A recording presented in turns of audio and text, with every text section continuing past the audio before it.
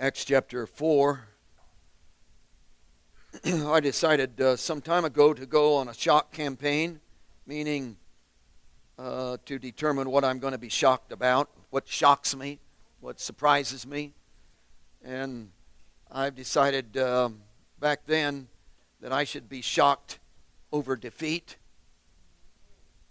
I should be shocked over depression. I should be shocked over sin.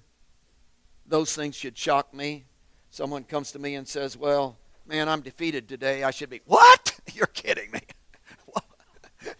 Instead of saying, well, yeah, I know. We all get down.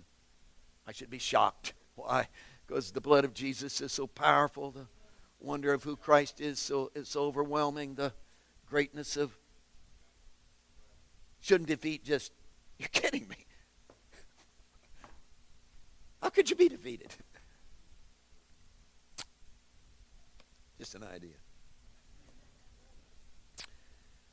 We're looking again. We're going to go back at what we were at last Sunday and try to redo and add to that particular concept. And we're looking at Acts chapter 4. And of course, the question has been asked about the whole business of the lame beggar and the miracle that has taken place in his life.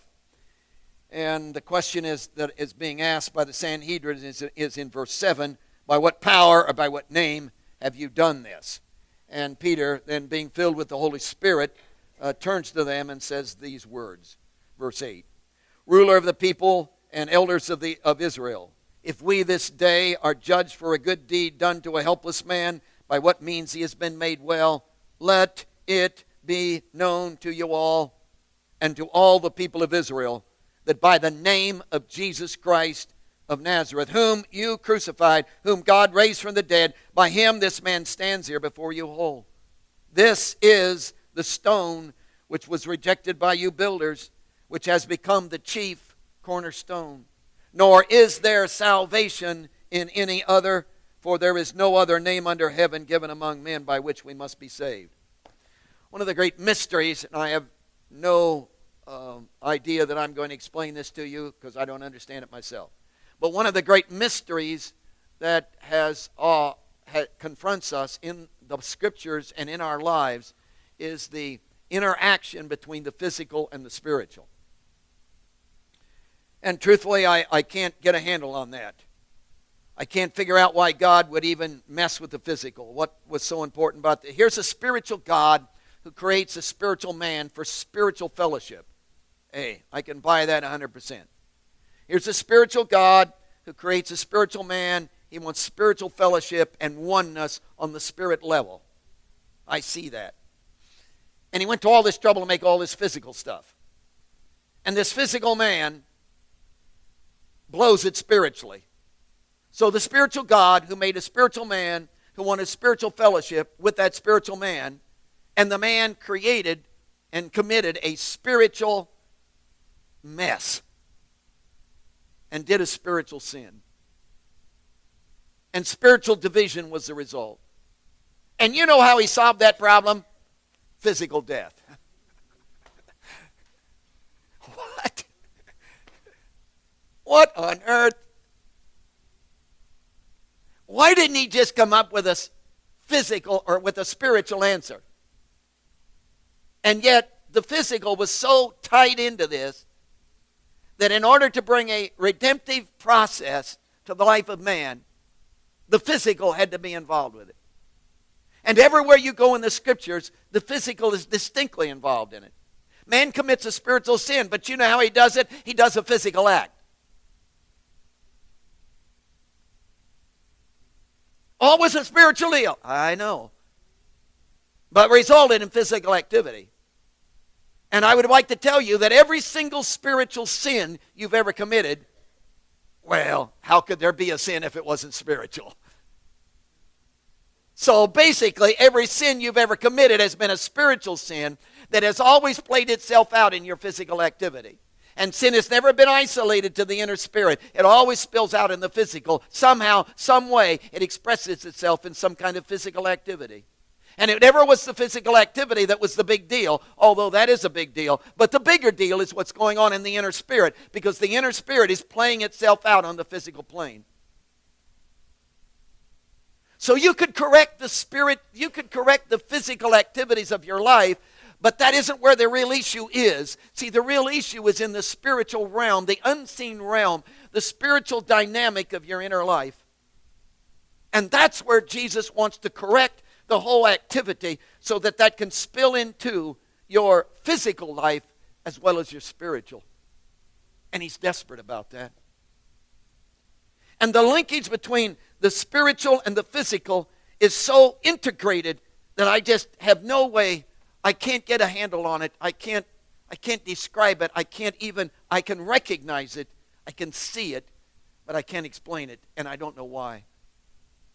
All I know is that when the physical, basic fundamental principle, when the physical will yield itself to the spiritual and allow the spiritual oneness with God to play itself out in the physical life, and that's not easy, folks, because my flesh cries out.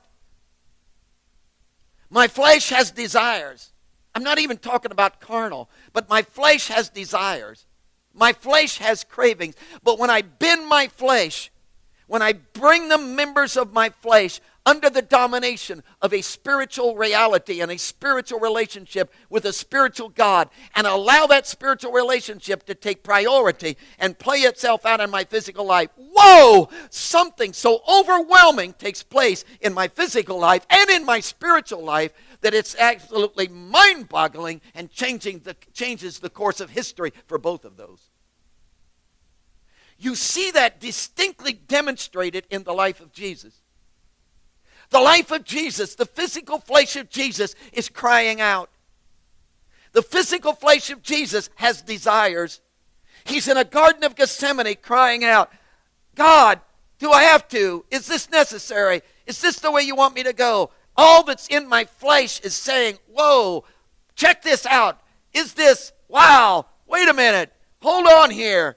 But Father, I'm bringing my flesh, my physical flesh, and I'm bending it under the spiritual reality of who you are and what you want. And when this flesh, as it was in Jesus, bent itself under the spiritual activity of the Father, something took place on this physical activity that was so overwhelmingly renowned and so powerful that it reached clear back into the histories of mankind and changed everything from the fall all the way through, and literally did a blow on the devil that he'll never get over, and changed everything in the future that reaches in 2,000 years later and affects your life today. And it was a physical act. What was it? Yes, it was. It was the spiritual, and the physical yielded itself to it.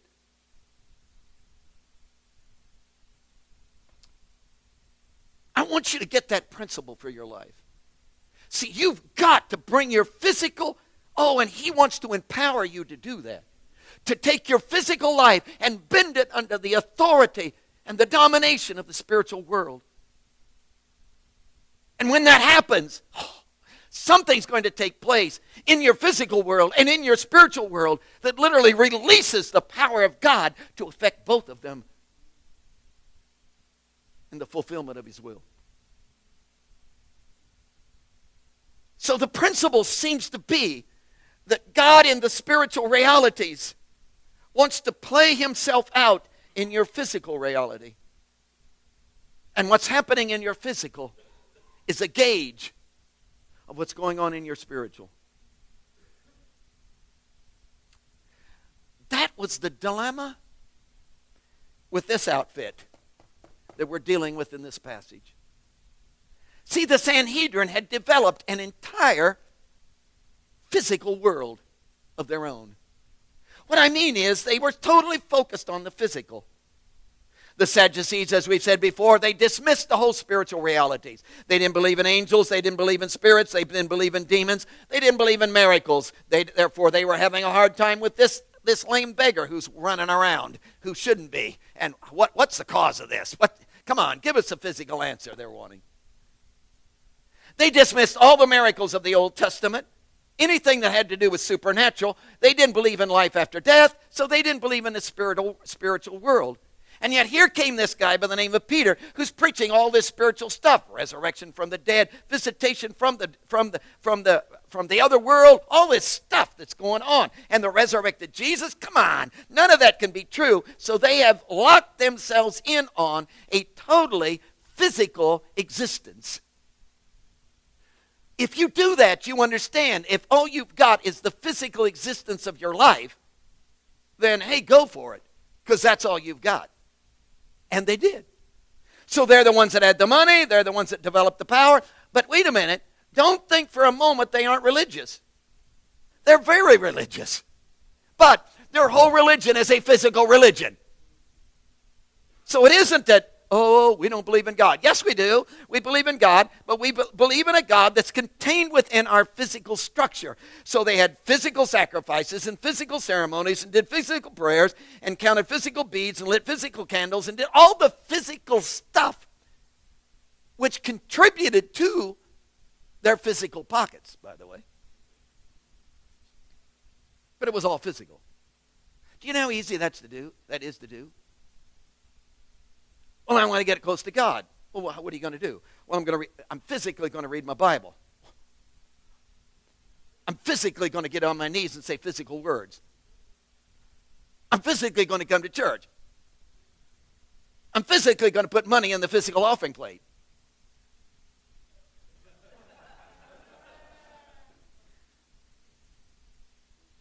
No amens on that. See, that's also physical. Well, are you against those things? No. Do you think I ought to do those things? Yes. Are those things wrong? No. But it's so easy to develop nothing but a physical. See, I want you to tear up. And I want you to begin to blubber. And I want you to begin to say, man, Jesus is so real in my life, I can hardly stand it. See, that's what we want. And oh, guess what? That plays out on Sunday morning because I come and woo!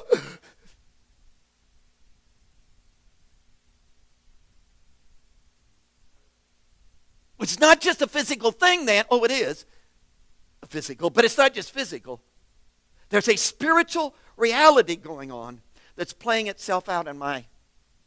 And that's what they're dealing with. Because here's a man who has had a spiritual touch, oh, more than a touch, indwelling. Something is going on in this guy's life. A lame beggar.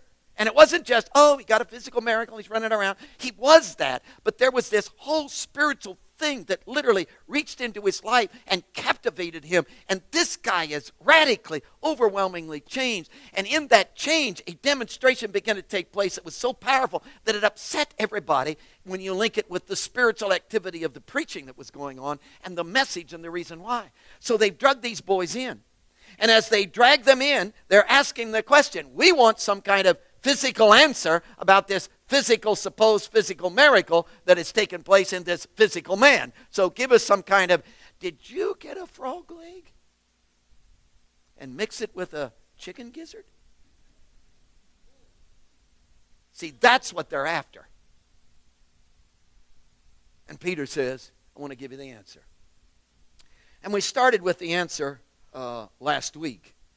And I suggested to you the sense of the answer last week. And as you look at the sense of the answer, of course, it's all wrapped up in the idea of boldness, that there was no wiggle room. There was no, in the sense of the answer, as Peter states it, he should have been cowering because he has no education, he's unlearned, untrained, he hasn't been through their schools, he's not on their educational level, on their social level, he doesn't have their money, he doesn't have their experience. But hey, the guy just came from 40-day resurrection appearance with Jesus. See, he just came from that. And he just came from being filled with the Spirit in Pentecost. And he just came from ministry in the flowing of the Spirit and the whole seeing of a spiritual world literally playing itself out in the physical realities of the life. And the church was being born, and people's lives were being changed, and all of it was taking place in the context of the early church. And in that context, he comes and says, guys, you're not getting this. I'm not cocky, I'm not arrogant, but I tell you in boldness, I tell you without mincing words, I tell you without hesitation, man, that there's only one single answer, only one single way, there's only one single possibility, there's only one single explanation for what's going on here in this guy's life, because it's the same thing that's going on in my life. And so the whole sense of this is an absolute positive, aggressive, not cocky, not arrogant, but, oh, guys, there's only one thing I can say on this. That's the sense of the answer. We went on to talk about the singularity of the answer, and we discovered that the singularity, oh, you'll never guess, the singularity of the answer is Jesus. And I suggested to you that verse 10, verse 11, and verse 12 are three distinct statements that all say the same thing, and they're all designed to say the same thing. And he's using different approaches to say the same thing because he really wants them to get this. And in verse 10, he definitely states that the reason this guy is standing here at the end of the verse, by him, this man stands before you whole. By him who? Jesus, obviously. So Jesus is the answer for why this guy is standing here whole. He moves to verse 11 and says, oh, Jesus is the answer because he is the cornerstone, chief cornerstone that holds the whole building together. And then in verse 12, there's no question in verse 12 what he's talking about. There is no salvation in any other name under heaven given among men by which we must be saved. So the singularity, and there's no wiggle room on that. And if that's too narrow-minded for you, I don't know what to tell you because I didn't write it and it wasn't my opinion. But that is biblical, that is Bible. And if you say, well, I don't buy that, that's fine, then you can't be Christian because Christian hangs on Scripture and revelation of Scripture and hangs on the person of Jesus revealed in the Scripture. We're stuck on Jesus, aren't we? Woo! Addicted. Yes, we do. So Jesus is the answer, singularity. We also talked about the scope of the answer. And a scope is that he starts out with a single man in verse 10. He moves to the builders in verse 11. And then he moves to the whole world in verse 12. So the scope just goes from one individual to all the builders, the Jews, to the entirety of the world so you can get in. It's a beautiful picture. Today I want to talk to you about the accusation in the passage, the accusation. So we've talked about the answer. He also brings up the accusation. I want to give you the sense of the accusation. Because accusation, the very word itself, is negative. The minute you say it, I feel, oh, here it comes. See, the accusation idea is a finger pointed in your face. The accusation is, I'm accusing you. In fact, when you come to the Scriptures, there is an individual who's called the accuser. And it's the devil. He is the accuser of the brethren. Because he's never saying a positive thing. He's never pulling you into. He's always pushing you from and bringing destruction to and wagging his finger in your face. See, it's always an accusation from him. So if you say, well, how can I know the difference between the voice of God and the voice of the devil? Well, one way is very easy, and that is God never accuses you. It's never a finger in your face saying, oh. It's never I'm going to get you kind of stuff. It's always, come on, I want to help you. Come on, I want to bring you out of. Come on, I want to rescue you. Come on, I want to redeem you. Come on, I want to take you from that. Come on. See, it's never a destructive thing. It's always a positive thing in the voice of God. The devil is never positive. It's always destructive. It's always, you're not going to make it. It's always, well, you failed again. It's always, hey, you can't do that. It's always, you can't have victory. It's always, see, that's always his voice. His voice. So the minute you say accusation, it's a turnoff. But in the sense of the accusation that's being given here in our passage, it's interesting that there's no There's no condemnation in any of this. For instance, listen to this. Verse 10. Let it be known to you all and to all the people of Israel that by the name of Jesus Christ of Nazareth, whom you crucified. Now there's an accusation in that. You are guilty of crucifying Christ. And I'm accusing you of that. But it's not a finger in the face. It's not, you bad people. It's not, God will get you for that. It's not, but all of that may be true, but it's not, that isn't the sense of it. The sense of it, here is an identification of the person that I'm talking about. I'm talking about the source that brought this man from a crippled state into a well state, who has saved this man. And the description of the guy who pulled this off is Jesus, whom you crucified, so you can identify him. So this is tied into, yes, there's an accusation there, but it's tied into an identification, which I propose to you takes it away from just, you're guilty, to, hey man, I want to bring you into this Jesus. Yes, you crucified him. You are guilty of that. That is a statement of fact. I'm not condemning you. I'm not putting you down. I'm not saying, hey, that's it. I'm not striking a line through your name. I'm simply stating a fact. You crucified him. Would you deal with it? Now you understand, Peter could not possibly have been condemning, judgmental. You know what he did?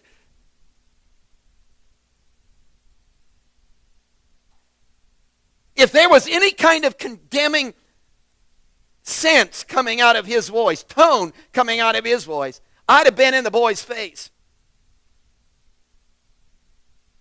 You know he was with the other disciples. You've gone through this story lots of times, but he's with the other disciples, and Jesus is saying, none of you are going to make it. And he's the one. Oh, the loud mouth. He's the one. So arrogant. Isn't he sickening? So cocky. Reminds me of some of you. And me. Haven't we all been there? So cocky. Yeah, you can't count on John. Flaky as he is. Says he loves you, but when it comes down to it, he's a coward. He'll scatter like a... You can't count on James. Thomas, he's already doubting. And he laid them all out. But if there's one person in the whole group you can count on, it's this boy right here. I can strut the stuff. I can pull it off. Jesus, this guy. A little lady round a campfire. In the dark hours when Jesus is in the courtroom and he's in the courtyard. Peter's in the courtyard, warming his hands with a hoodie. You can see him, can't he? Over his face. Sunglasses. You can see him. You know. And she comes up and says, you're one of... No, I'm not! Off he goes, gets to the gate. Another lady confronts him. Servant girl confronts him. Cusses and damns. Man comes up and says, you talk like you're from Tennessee. You got to be his. You got to be one of his. And he's cussing and damning, and a rooster crows. And he is broken. How's he going to stand up before this crowd and say, you!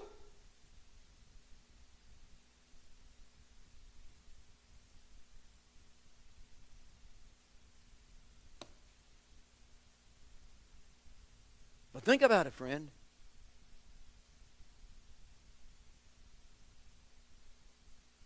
What individual are you going to look at and say, you?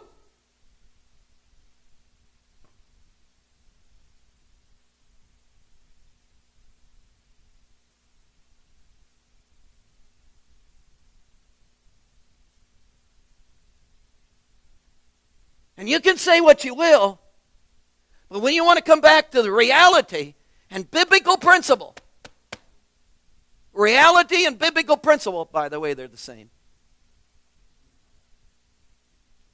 You can look me in the eye and you can say, Manley, you have no business ministering at the jail.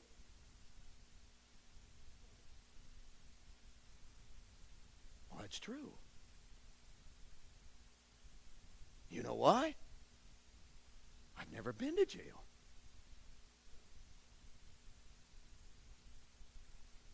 You're talking to guys who are addicted to drugs. I've never been addicted to drugs. You're talking about guys who are alcoholics. I've never been an alcoholic. You're talking to guys who hooked on cigarettes. I've never smoked a cigarette in my entire life. You're talking to people who are hooked on pornography. My parents wouldn't even let me go to a theater. So how am I going to talk to? You don't know anything about sin. You don't know the Bible, people. See, you don't know. Well, you've never committed adultery. Okay. But you don't know anything about the Bible then. Because the Bible tells us that there are no degrees to sin. Well, this is a good sin. This is a bad sin. Well, what are good sins? Well, there are acceptable sins. Not good sins. Let's not use that word. There are acceptable sins. Sins that are acceptable in the lives of people. We accept that. These sins we do not. For instance, murder. You cannot murder. That is, that's terrible. That's terrible. But I can hate your guts. That would be okay. See, that's an acceptable sin. But not biblically. Come on, you know better than that. That neither one are acceptable. Well, yeah, you can't cheat and steal and lie and be deceptive, and you can't do that. That's not acceptable. You can cheat on your income tax. That's okay. You can see there's little white lies and there's where do you? In fact, you know what James says? He says, if you've kept the whole law of God, here's all the will of God for your life. Here's the entire will of God, every step by step by step by step. You've done perfect, you perfect person, you've done perfectly everything God wanted you to do. And just before you kick the bucket, one teensy-weensy little mess up. You're guilty of all.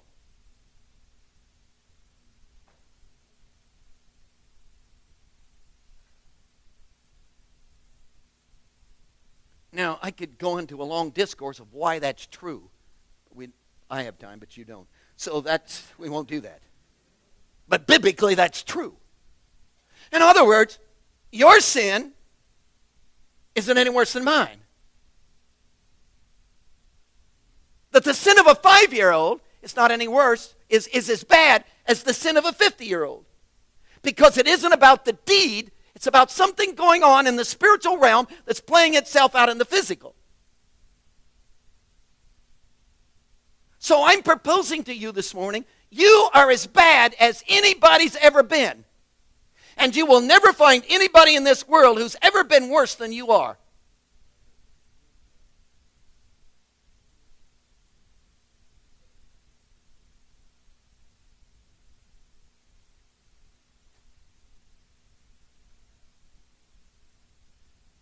And that there's nobody in this world you can look down your nose at and say, well, I've never been as bad as he's been. Yes, you have.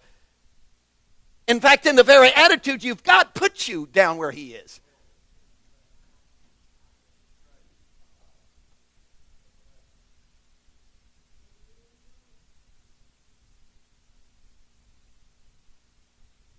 Therefore, suddenly, the old idea that the ground is level at the cross and we all come in on the same plane, wow. So how could there be any condemnation in the accusation? How could a guy by the name of Peter, how could a Stephen Manley, how could a you stand before the Sanhedrin and say, you guys crucified Jesus? I wasn't there. What are you talking about, man? You've been as bad as anybody's ever been. You've committed what everybody's committed in the internal sense of the spirit of what's going on in the spiritual world. You have reached the bottom. There's been nobody who have. In fact, you have done the identical thing the devil did, which is declared yourself God. This was supposed to be encouraging. This is depressing, isn't it?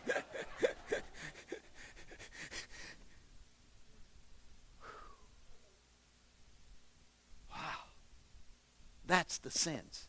There's no condemnation. Let me give you the idea of singularity in the accusation. Isn't it interesting, in all the accusation that's given, the only thing he talks about is Jesus Christ and what has been done to him.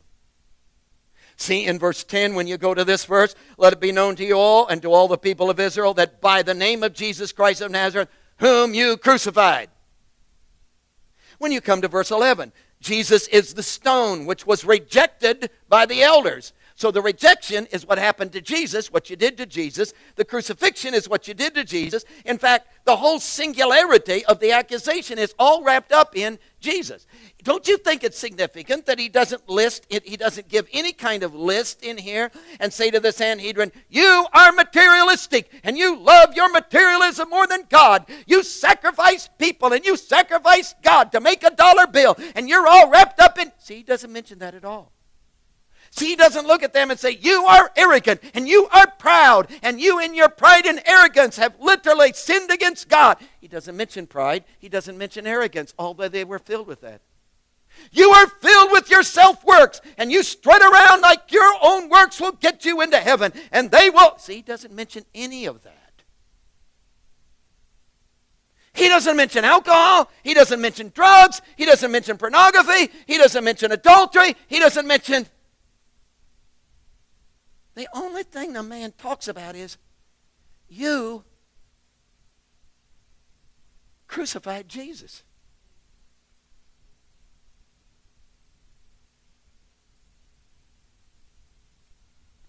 Well, how did you do that? You did it through your arrogance. You did it through your cocky religion. But it wasn't the arrogance and the cockiness that he talks about. It was you crucified him.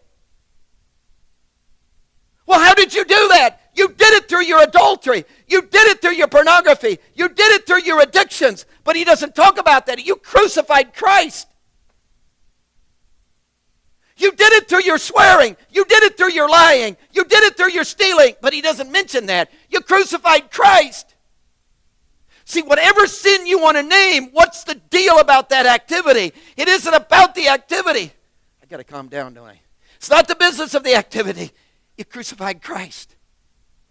See, the whole deal is Jesus. So do you see that the whole dynamic of what's going on in the relationship to sin is not about sin at all. It's about how this deed relates itself to the person of Jesus. And it's all about Jesus and what's going on in the life of Jesus and what's happening in the life of Jesus. It's all about Jesus, folks, and your intimacy with him. It's all about Jesus and how are you treating Jesus. And wouldn't it be interesting if on the day of judgment I come right up to the final judgment bar of God, and God he gets out my books and looks at all the things I've done and goes over it. No, he's not. You know what he's going to talk to me about? About Jesus. The whole deal is about Jesus. That everything comes back to, where did I place Jesus in my life? What kind of relationship did I have with Jesus? What kind of intimacy did I have with Jesus? What was it that I allowed Jesus to do in my life? How did Jesus flow into my system? Did I allow Jesus to be what he is, what he wants to be in my living? That the whole idea of the passage and the accusation is nothing more or less than about Jesus. Jesus. He didn't discuss doctrine. He didn't discuss redemption in those senses. In the sense of theology, he didn't talk about any of that kind. The only thing he talked about was what you did to Jesus, man.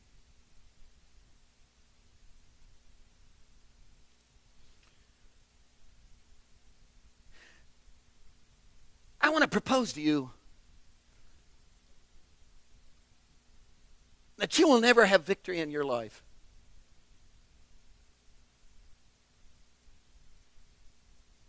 until Jesus captures you and he becomes the supreme passion of your life.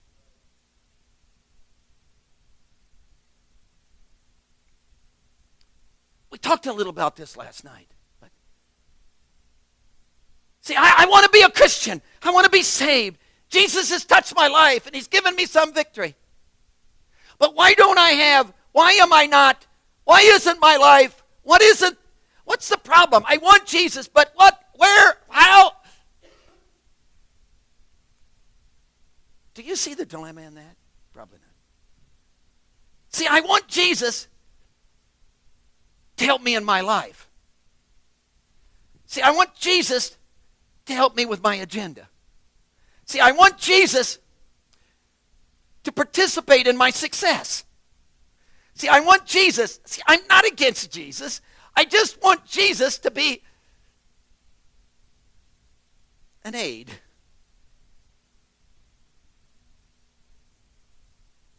Victory's never found there, folks. See, victory is found. Oh, you got to get this. Victory is found when I say, hey, I want Jesus so bad that all the boundaries I've set up in my life for what I want, all my dreams and all my agenda, I'm dumping them for his dreams and his agenda, and this is going to be the deal. Victory is always found there. So I'm proposing to you, I want Jesus, I want to be saved, but I just don't. It doesn't seem, why doesn't? The answer is all found. I never had victory, for instance, in my sexual thought process, in lust, in any of that, until I wanted Jesus more than I wanted sex. And when I came to the place I wanted him so bad that it didn't matter what was right, what was wrong, what was good, what was bad. None of that mattered. Only thing that mattered was him and my intimacy with him and he in my life, and anything that disturbed that, I am dumping it, man. I began to have victory. That's what he's saying. And the whole deal is everything outside of that crucifies you.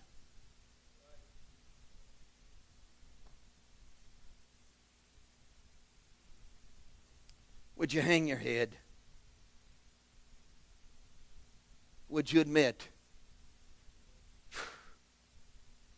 I nailed him, man. I nailed him. That's the accusation. Now, the scope of the accusation. Look at verse 10. Let it be known to you all. The guy that translated this was from Tennessee. You all. You all. And in verse 10, technically, he goes from one man, as we've discussed before, to the builders in verse 11, to every man everywhere. And the phenomenal information, the phenomenal truth today is that there is salvation for every individual. And the scope of the accusation goes to every single individual. We're all in the same boat.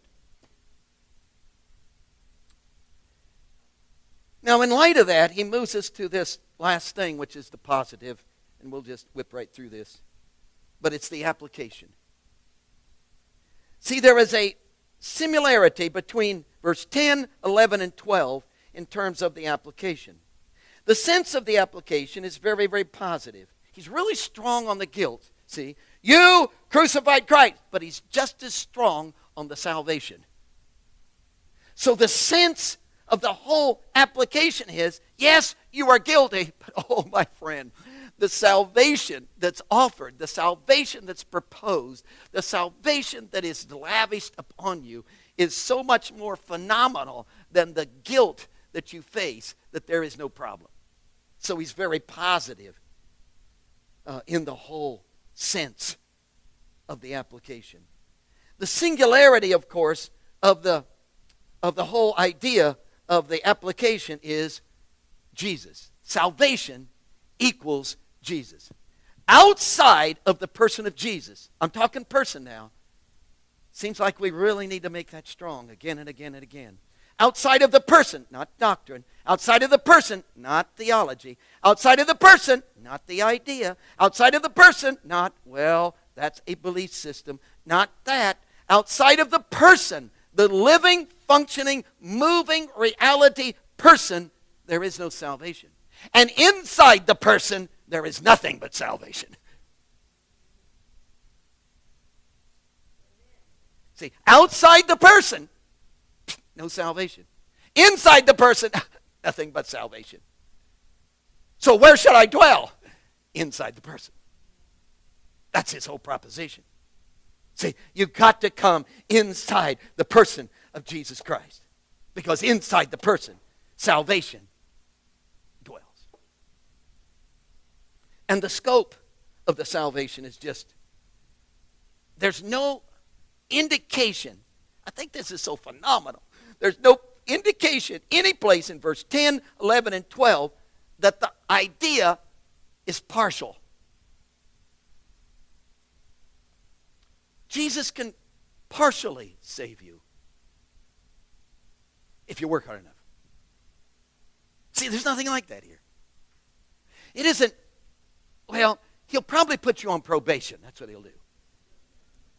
See, there's nothing like that here. There's nothing like that here at all. There isn't, well, sure, Jesus can save you if you were born in the church and raised in the Church of the Nazarene and didn't really do anything that bad. See, Jesus can save good people, but bad people, he really has a tough time with you guys. See, there's none of that. It's just plain flat down to it, folks. Jesus saves you.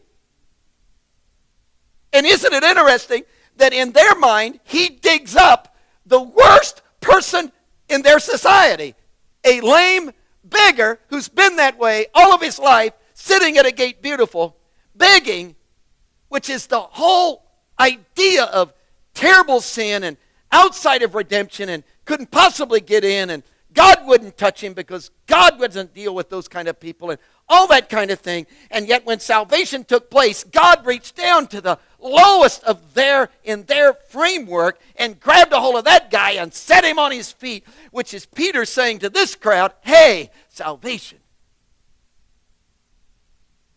Everybody's in. Don't you think it's interesting that salvation is what he's already given you?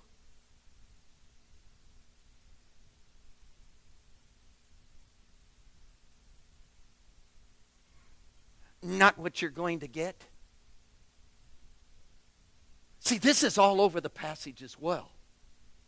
Salvation is not what he's going to give to you.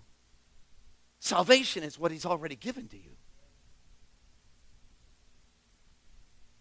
Could I look you in the eye this morning and say,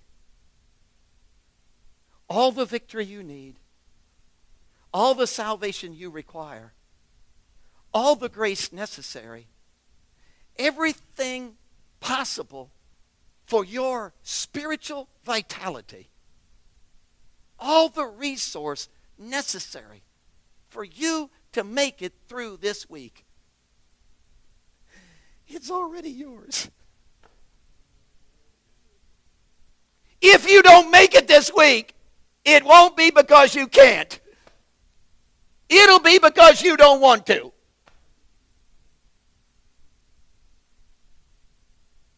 Because he's put it all in place. And salvation is not what he's going to do. It's what he's already done.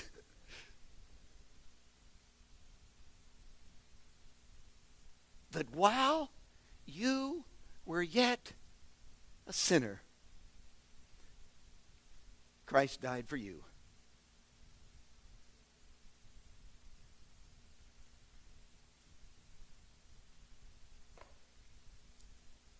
Jesus, I know that the reason we didn't stand and just cheer is because we're just dumbfounded.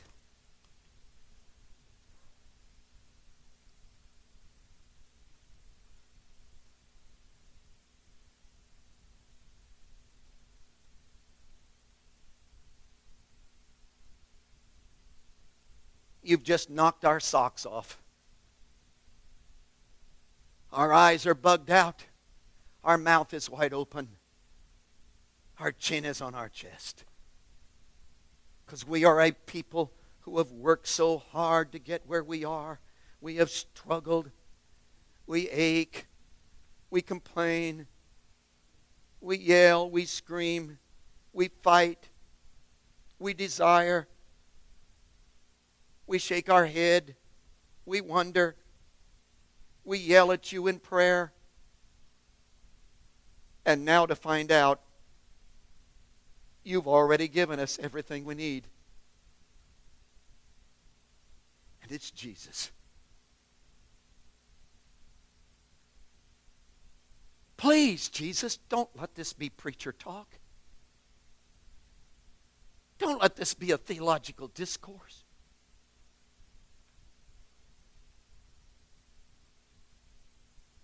Please, Jesus, let the warmth of your presence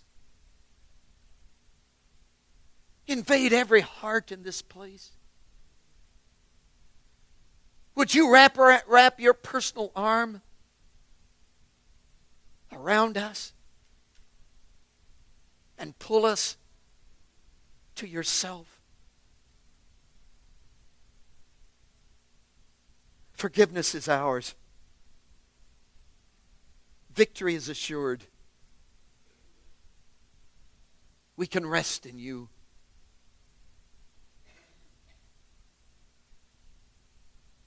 You are present.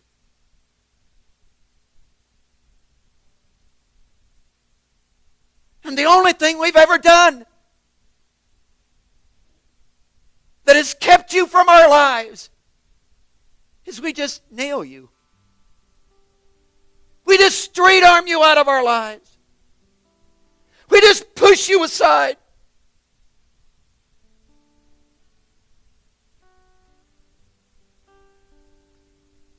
Bathe us today in yourself.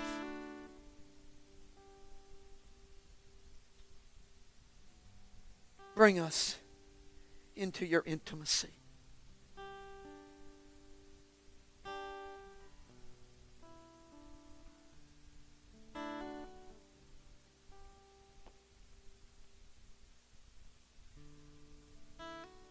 Heads are bowed.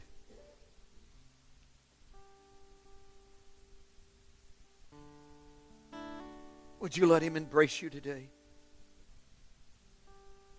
Wherever you are in the journey.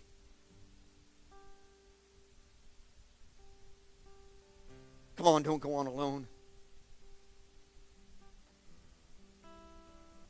Come on, don't fight the good fight by yourself. Come on, don't try to crawl out of the hole. Master your emotions. Straighten out your life. Get a handle on it.